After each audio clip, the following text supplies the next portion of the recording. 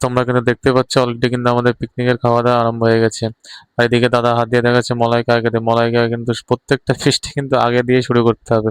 আর মলাই এদিকে থালা নিয়ে বলছে যে ভাই আমাকে আগে দে, বা থালায় আমাকে একটু বেশি করে দে। বিলু বলছে না, থালায় দিতে পারবো না, তুই যদি পাতায় নিস তবে কিন্তু তোকে দেবো। আর এদিকে কিন্তু আমি এই যে এদিকে আমি কিন্তু এইদিকে রয়েছি। আর বিলু কিন্তু প্রথমে মলাইকে দিয়ে স্টার্ট করছে। আর মলাই কিন্তু বলছে ভাই আমাকে 2 পিস কিন্তু একটু ধরে দে। এই কথা শুনে কিন্তু বৌদি কিন্তু মিচকে হাসতে লেগেছে। আর এদিকে বিলু ঘুরে এসে আমাকে দিয়ে আরম্ভ করেছে। আমি কিন্তু বিলুকে আগেই বলে রেখেছিলাম ভাই আমাকে কিন্তু 2 পিস হাত দিবি, কিন্তু হাড্ডি দেখে দিবি বা হাড় দেখে দিবি। আর ঝোল কিন্তু বেশি দিস না, বা যেটাকে বলা হয় গ্রেভি বলে, অনেকে অনেকে ঝোল বলে, এটাকে বলছে আমি ভাই আমাকে বেশি দিস না, আমি খেতে পারবো না।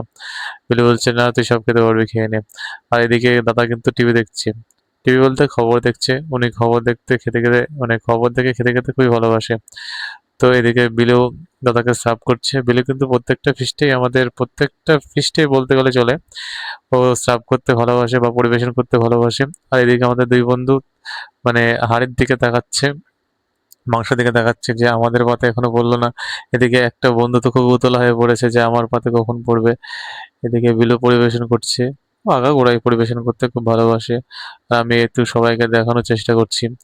আর এখন আমি এটা মানে মুখে নেওয়া দেখবো যে রান্নাটা কেমন হয়েছে। মানে রান্নাটা তো আমিই করেছি, খেয়ে দেখতে হবে অবশ্যই যে রান্নাটা কেমন হয়েছে, আদৌ মানে খেতে পারবো কিনা, বা আশেপাশের লোক খেতে পারবে না। এদিকে আমি মুখে তুলে দেখছি, ও দারুণ খেতে হয়েছে, দারুণ, মোটামুটি খারাপ না, খেতে পারা যাবে। এদিকে আমি একবার দাদাকে জিজ্ঞেস করলাম দাদা কেমন হয়েছে খেতে। দাদা বললো যে দুর্দান্ত হয়েছে আজকে মাংসটা, রান্নাটা। এদিকে সবাইকে পরিবেশন করা শেষ। বিলু এবার খেতে বসবে। আর বৌদি বললো যে তুমি তো সবাইকে মানে পরিবেশন করলে, এবার আমি তোমাকে মানে তোমার খাবারটা